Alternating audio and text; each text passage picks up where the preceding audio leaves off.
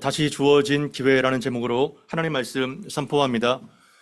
우리가 종종 여름철 태풍의 피해로 마을이 물에 잠기고 도로가 끊어지게 되고 또한 논밭이 떠내려가고 소와 가축들이 지붕 위에서 이렇게 있는 것들을 좀 봤을 거예요. 이런 경험을 해본 적이 있나요? 그 비참한 그 상황에서 물이 쫙 빠지게 되면 어떻게 되나요? 집도 마을도 온통 진흙탕이죠. 온 마을이 쑥대밭이 되는 이러한 처참한 모습일 것입니다. 노아의 홍수가 발생했는데요. 우리가 지난주에 살펴봤죠. 전 지구적인 대재앙이 임했습니다. 물이 빠진 다음에 얼마나 처참한 상황이 벌어졌을까요? 그러나 그 절망 속에서 하나님은 오늘 본문에 다시 축복해 주시고 새로운 약속을 주시는 것을 우리가 보게 됩니다. 1절 말씀 같이 한번 읽어봅시다. 시작. 하나님이 노아와 그 아들들에게 복을 주시며 그들에게 이르시되 생육하고 번성하여 땅에 충만하라. 아멘. 하나님께서 노아와 그의 아들들에게 복을 주시고 무엇이라고 말씀하시죠? 생육하고 번성하여 땅에 충만하라 이렇게 말씀하십니다. 어디에서 들어본 말씀 아닌가요? 이 말씀이 처음이 아니죠. 우리가 창세기 1장 28절 말씀 같이 한번 보면 좋겠습니다. 창세기 1장 28절 같이 한번 읽어봅시다. 시작. 하나님이 그들에게 복을 주시며 하나님이 그들에게 이르시되 생육하고 번성하여 땅에 충만하라. 땅을 정복하라. 바다의 물고기와 하늘의 새와 땅에 움직이는 모든 생물을 다스리라 하시니라. 아멘. 이것은 하나님께서 태초에 온 천지를 창조하시고 사람을 지으신 이후에 생육하고 번성하여 땅에 충만하라. 정복하고 다스리라.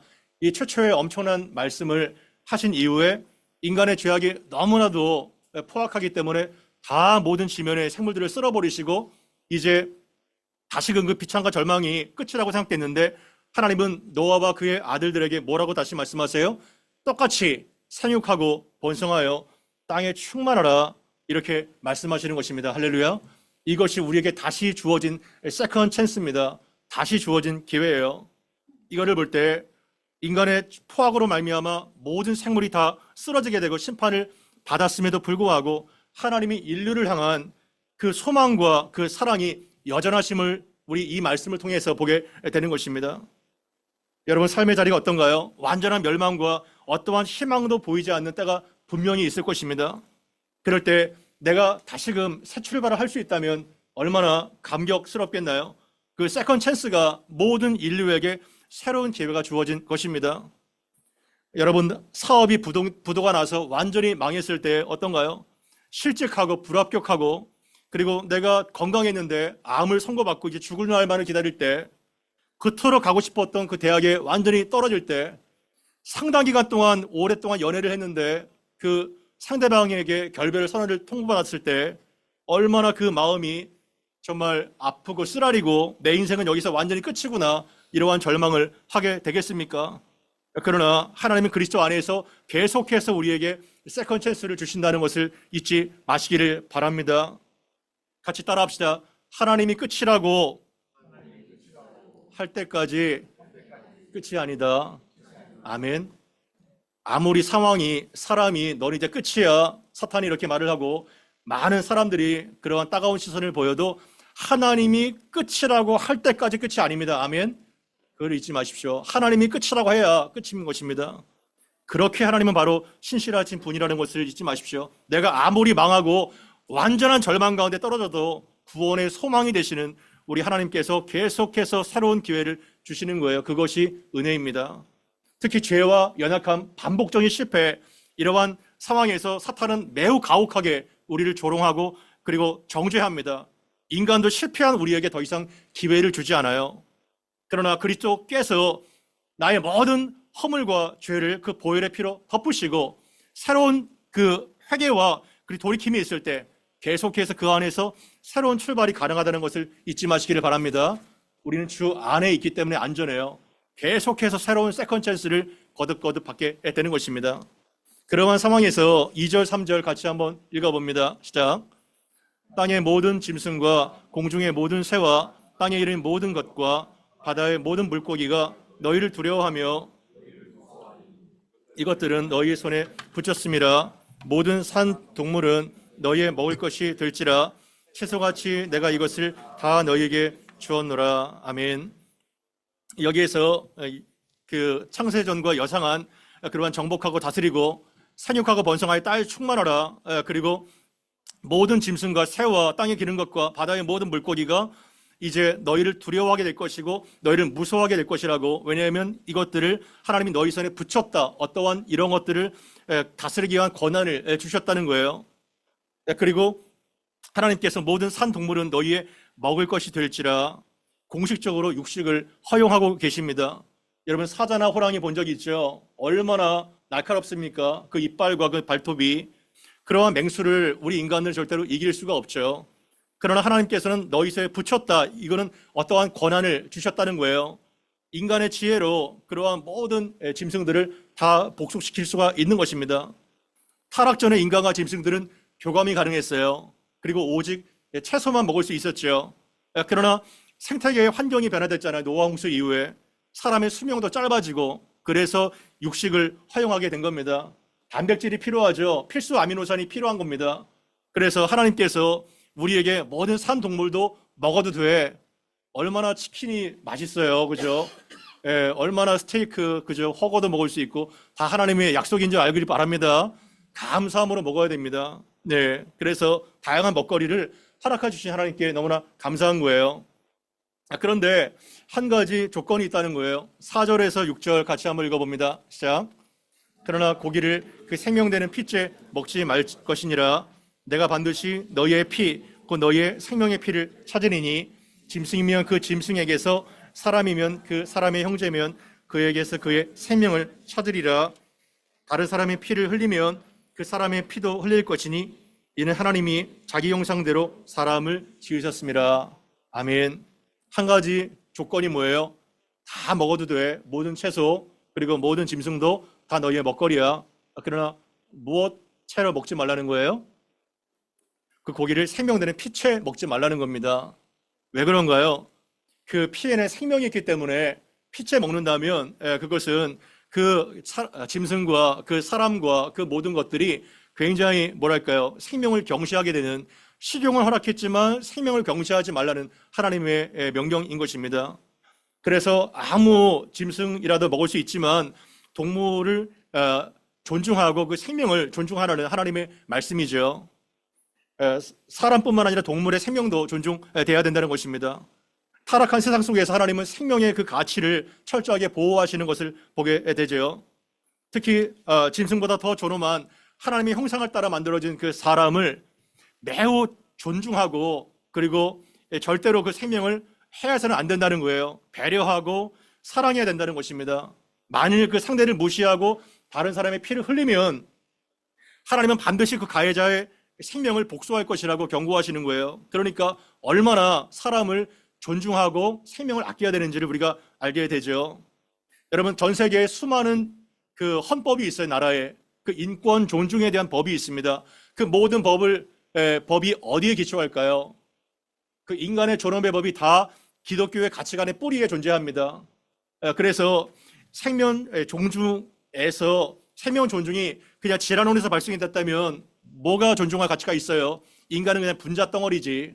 그러나 하나님의 형상대로 존엄하게 창조가 되었기 때문에 인간은 가장 창조물 중에서 고결하고 존귀한 생명이라는 것을 잊지 마시기를 바랍니다. 이처럼 우리가 창조의 질서를 존중하고 생명을 귀하게 여기고 친구를 사랑으로 대하는가 너무나도 중요합니다. 함부로 친구에게 욕설을 하거나 사람을 구타하거나 또한 무시하거나 왕따를 시키진 않습니까? 우리가 학교에서, 직장에서, 사회에서 절대로 그런 일이 일어서는 안 된다는 거예요. 사람은 누구든지 그리스도 안에서 사랑을 받도록 창조가 되었고, 그러한 권리가 있고, 또한 나도 소중한 것처럼 다른 사람의 생명도 사랑할 책임이 있다는 것을 반드시 잊지 마시기를 바랍니다. 얼마나 많은 자살이, 얼마나 많은 타살이 이루어지고 있나요? 그리고 전 세계가 엄청난 테러와 전쟁과 폭동 가운데 휩싸여 있습니다. 이것은 생명을 경시하는 너무나도 무서운 행위입니다. 또한 사람을 죽이는 것뿐만 아니라 사람을 무시하고, 그리고 성폭행을 하고, 마약을 하고, 낙태를 하고, 안락사를 하고, 생명을 해하는 그 모든 것들이 다 창조의 질서를 깨트리는 거예요. 그래서 자기 자신과 다른 친구들을 소중하게 여기를 바랍니다. 아멘. 그것이 학교에서, 직장에서, 사회에서 이루어져야 되는 겁니다. 하나님의 형상을 따라 지음받은 사람을 업신여기고 경시하는 것은 누구를 경시하는 거예요? 사람을 지으신 하나님을 용시하는 거예요. 하나님을 대적하는 행위입니다. 그래서 사람이 하나님의 형상대로 지었다고 이렇게 말씀하고 있고 7절에 다시 한번 그 문화 명령을 주시고 계시죠. 그러한 상황에서 이제 8절 이하는 하나님이 노아와 언약을 체결합니다. 우리가 11절 말씀 같이 한번 읽어보겠습니다. 시작. 내가 너희와 언약을 세우리니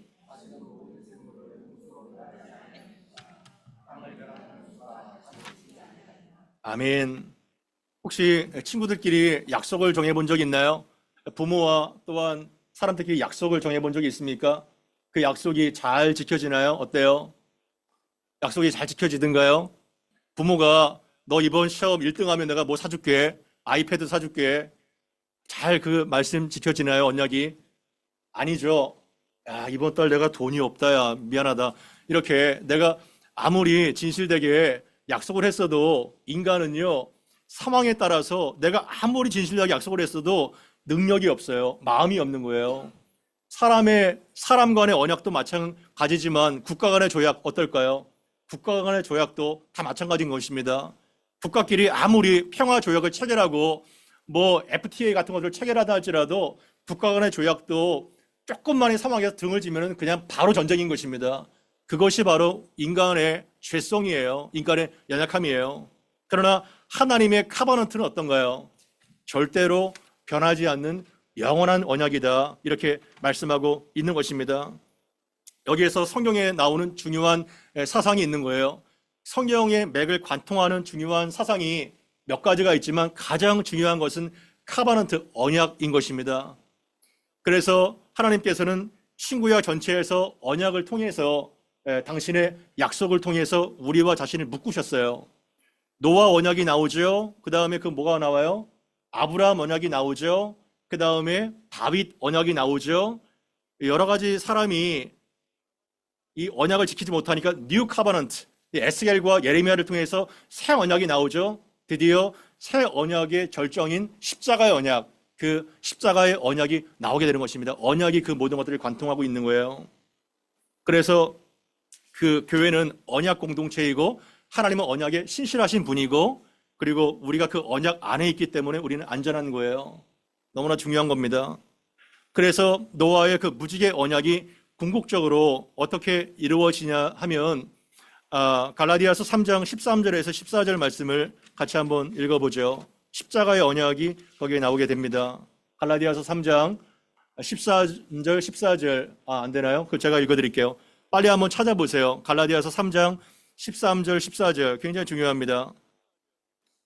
오늘 불렀던 찬양도 어떻게 이렇게 또 똑같은지. 나무에 달려 죽으신 십자가. 갈라디아서 3장 13절 14절 같이 한번 읽습니다. 시작. 그리스도께서 우리를 위하여 저주를 받은 바 되사 율법의 저주에서 우리를 속량하셨으니 기록된 바 나무에 달린 자마다 저주 아래 있는 자라 하였음이라. 이는 그리스도 예수 안에서 아브라함의 복이 이방인에게 미치게 하고 또 우리로 하여금 믿음으로 말미암아 성령의 약속을 받게 하려 함이라. 아멘. 그리스도께서 누구를 위해서 저주를 받으셨어요? 우리를 위해서, 우리를 위하여 저주를 받으셨다는 거예요. 이상하지 않나요? 왜 아무 흠이 없고 죄가 없는 그 예수께서 저주를 받으신 걸까요? 바로 우리의 죄를, 율법의 모든 죄에서 우리를 속량은 대속의 의미예요. 노예로 팔리고 사탄에 팔린 우리를 예수의 피값으로 다시 사서 하나님의 자녀로 우리를 돌리셨다는 겁니다.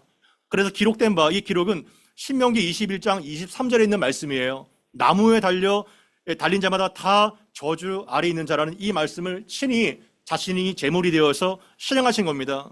그래서 이것은 단순한 과거의 사건이 아니라 누구든지 그리스도 예수 안에 있다면 아브라함의 복이 이방인에게 미치게 하고 유대인에게 국한된 그러한 복이 아니라 예수를 믿는 모든 자에게 다 미치는, 이방인에게 미치는 복음인데 믿음으로 말미암아 약속된 성령을 받게 하려 하심이라. 할렐루야. 이것이 바로 영원한 언약, 십자가의 언약인 것입니다. 그래서 십자가의 언약은 성경 전체를 관통하는 매우 중요한 언약인 거예요. 언약의 정점인 것입니다.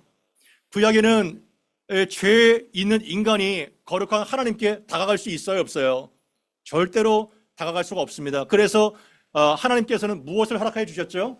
죄 많은 인간이 거룩한 하나님께 나아갈 수 있는 제사법, 그것이 바로 레위기에 나와 있는 모세 오경에 나와 있는 제사법이에요. 그런 동물을 죽여서 동물의 피로 죄의 사함을 받고 하나님께로 나아갈 수 있는 길을 열어주셨지만 사실은 그것은 얼마나 한계가 많아요. 그래서 뉴 카바나트가 필요한 것입니다. 그래서 하나님께서 최종적으로 독생자 예수 그리스도를 희생 제물로 우리를 위해서 저주를 받으셔서 죄와 사망의 권세에서 우리를 완전히 해방하기 위해서 자신이 제물이 되셔서 이 완전한 카바나트를 이루신 것입니다. 할렐루야. 그것이 바로 복음인 거예요. 그래서 예수께서 이 잔은 내 피로 세운 새 언약이다 이렇게 말씀하십니다. 나의 피로 세운 새 언약이다, 뉴 카바나트다 이렇게 말씀하신 것이죠. 그래서 십자가의 언약에서 세 가지의 유익을 받는데요, 그 세 가지를 잊지 마시길 바랍니다. 첫 번째, 완전한 죄 용서. 따라해 봅시다. 완전한 죄 용서. 십자가의 그 죄 용서는요, 동물 제사가 아니라 흠없고 점없는 그리스도의 제물이 되었기 때문에 완전한 죄 용서를 받았습니다. 할렐루야. 과거와 현재와 미래의 모든 죄와 사망을 단번에 영원히 해결하신 완전한 죄 용서입니다. 아멘. 그것이 복음인 거예요. 절대로 잊지 마십시오. 과거와 현재와 미래의 모든 죄를 단번에 영원히 완전히 해결하신 그 엄청난 제물이 바로 십자가에서 있는 것입니다. 무지개 언약과 비교가 될 수 없는. 두 번째, 하나님과의 관계의 화목. 따라해 봅시다. 하나님과의 관계의 화목. 죄를 지은 인간은 하나님과 원수가 되었어요. 그래서 하나님께서는 다 쓸어버리셨어요. 한 명도 남기지 않고 단 노아의 가족 8명만. 그러한 엄청난 하나님의 진노 가운데 오직 예수님을, 우리를 볼 때 누구를 통해서 우리를 보세요? 아들의 피를 통해서 우리를 보시기 때문에 그 하나님과의 진노에서 죄인과 그 저주받은 인간이 비로소 화목하게 된 거예요. 할렐루야. 화목하게 되는 거예요. 여러분들 친구 간에 등을 돌리거나 관계가 깨어지거나 하게 되면 굉장히 불편하죠. 그럼 뭐를 해야 되는 거예요? 굉장히 적대적인 관계에서 화해를 해야 되는 거예요. 화해가 쉽지 않나요? 그렇게 쉬워요? 쉽지 않아요, 절대로. 아들의 피가 있을 때 하나님과 인간 사이에 그 깨어진 관계가 비로소 화목하게 되어서 사탄의 자녀에서 누구의 자녀로? 하나님의 자녀로 되게 되는 거예요. 그것이 바로 화목인 것입니다. 완전한 화목인 거예요. 완전한 화목. 세 번째, 성령의 보증. 따라해 봅시다. 성령의 보증. 성령이 보증하세요. 원수되었던 우리의 관계가 이제 자녀가 화목하게 되었기 때문에 아까 갈라디아서 3장에서 읽었던 것처럼 약속하신 성령이 임하셔서 지금 성령이 어디 계세요? 우리 안에 계시는 거예요. 물어봅시다. 예수님이 여러분과 함께 하십니까? 아멘. 예수님이 여러분과 함께 하십니까? 아멘. 어떻게 알아요? 예수님이 우리와 함께 하신다는 거? 어떻게 알아요? 함께 지금 보이도록 안 함께 하시잖아요. 그 예수님은 나가 너와 함께 하리라, 고아처럼 벌어지지 않겠다, 영원히 함께 하겠다. 우리는 어떻게 알죠? 예수님께서 십자가에 죽으시고 부활하셔서 영원한 죄와 사망의 문제를 해결하시고 승천하셨어요. 그리고 하나님 보좌 우편에 앉으셨어요. 우리가 매주마다 사도신경 고백하잖아요. 그죠? 그 보좌의 우편에 앉아 계셨는데 그 우리와 함께 하지 않는 거잖아요. 보좌 우편에 계시니까. 그 보좌 우편에서 누구를 보내주시겠다고 약속하신 거예요? 성령을 보내주시겠다고 약속하신 거예요. 그래서 또 다른 보혜사, 어나더 파라클레토스를 보내주셔서 너희와 항상 함께 하되 뭐로? 성령으로. 우리 안에 성령이 계실 때 그게 바로 예수가 함께 하시는 거예요. 할렐루야. 성령님께서 우리 안에 내주하신 것은 예수가 함께 하시는 것이고 그 내주가 끝까지 가게 되는 거예요. 그것이 바로 성령의 보증인 거예요. 보증금인 거예요. 하나님의 변치 않는 사랑이 바로 무지개와 같은 예쁘장한 것이 아니라 십자가로 완전히 나타나게 된 겁니다. 그거를 잊지 마십시오. 오늘 말씀의 핵심인 거예요. 그래서 12절, 13절 같이 한번 읽어보겠습니다. 시작. 하나님이 가라사대 내가 나와 12절 13절이에요. 시작. 하나님이 이르시되 내가 나와 너희와 및 너희와 함께하는 모든 생물 사이에 내가 내 부지기를 구름 속에 두었나니 이것이 나와 세상 사이에 언약의 증거니라. 15절까지 읽죠. 시작. 내가 구름으로 땅을 덮을 때에 무지개가 구름 속에 나타나면 내가 나와 너희의 육체를 가진 모든 생물 사이에 내 언약을 기억하리니 다시는 물이 모든 육체를 멸하는 홍수가 되지 아니할지라. 아멘. 여러분 무지개를 본 적 있나요? 무지개 어때요? 너무나도 아름답죠?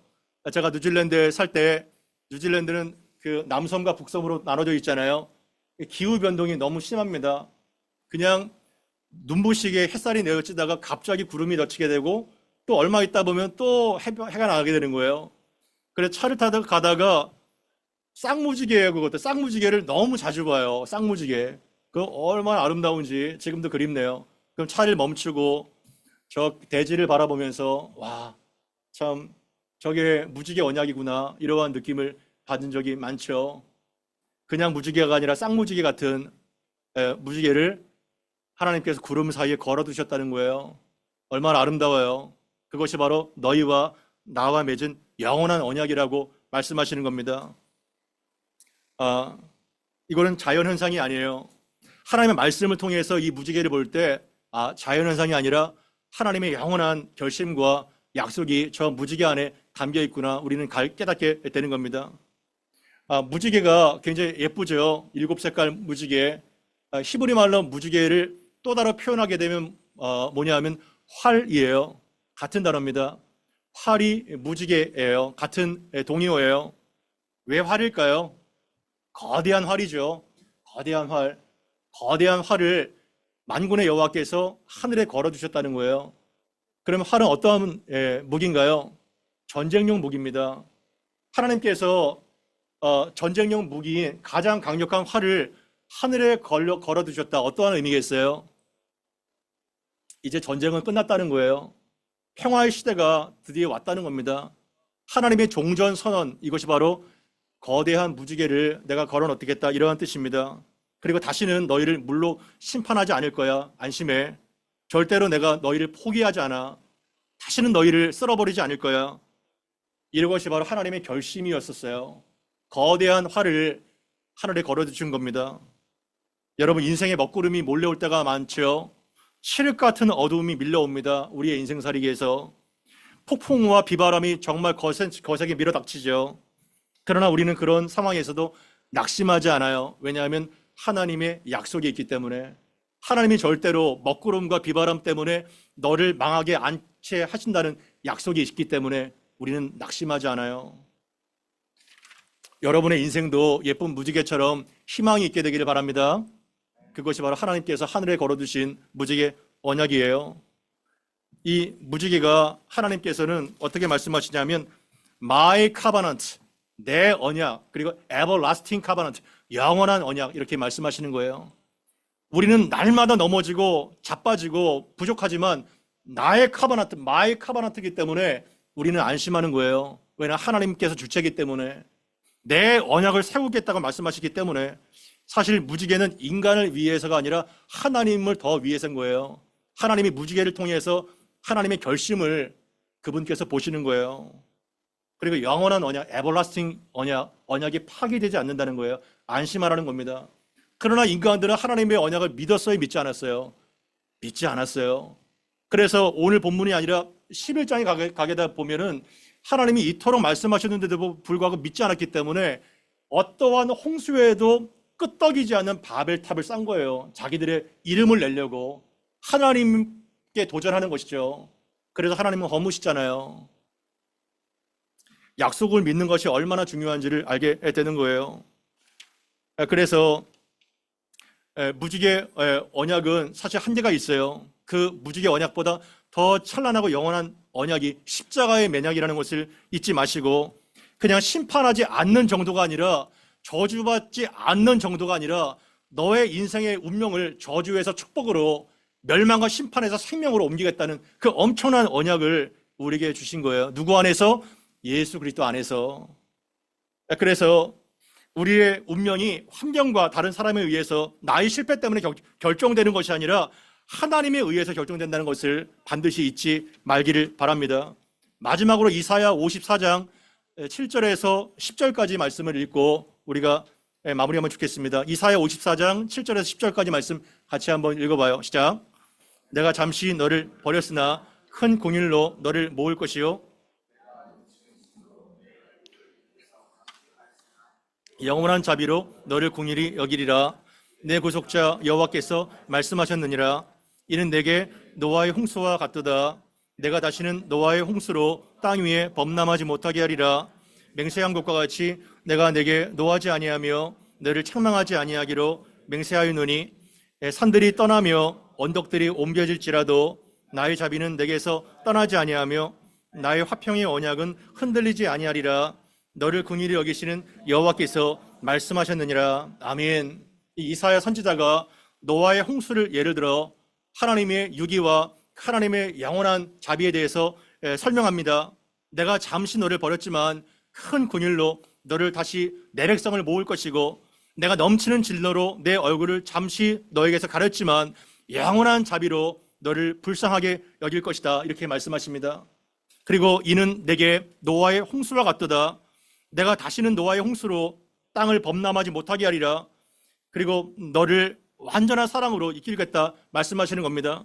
10절에 산들이 떠나가고 심지어 언덕들이 다 옮겨질지라도 나의 사랑은 내게서 결코 떠나지 아니하리라. 아멘. 산들이 옮겨지게 되고 산들이 언덕들이 다 떠나갈지라도 너를 향한 나의 사랑은 절대로 떠나지 않아. 이것이 바로 하나님의 선포인 것입니다. 그것이 너를 향한 나의 평화의 언약, 화평의 언약이 절대로 흔들리지 않는다는, 이렇게 말씀하시면서 마지막에 뭐라고 자신을 표현하세요? 너를 긍휼히 여기시는 여호와께서 말씀하였느니라. 아멘. 우리를 불쌍하게 여기시는 하나님께서 이렇게 말씀하셨다는 것이기 때문에 우리는 안심할 수가 있는 것입니다. 말씀을 정리할까요? 사랑하는 여러분, 세컨 찬스가 있다는 것을 기억하십시오. 우리는, 사람은, 사탄은 다 이제는 끝이야 해도 하나님이 끝이라고 하실 때까지는 끝이 아닌 것입니다. 우리는 그리스도 안에서 계속해서 새로운 기회를 부여받습니다.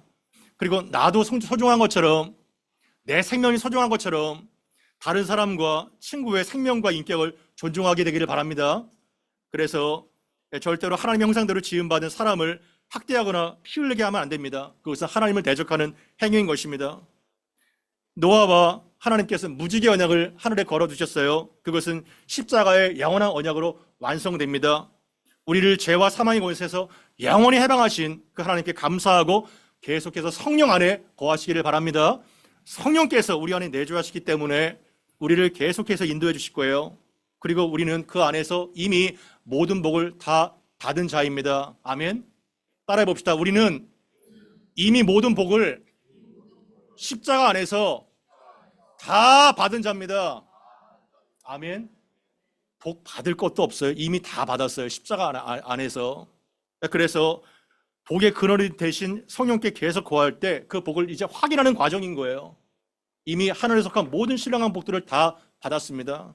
그래서 여러분들이 복의 근원이 아니라 복 자체로 살아가는 축복된 언약 백성들 되기를 바랍니다. 들을 말씀 기억하면서 우리가 합심하여 기도하겠습니다.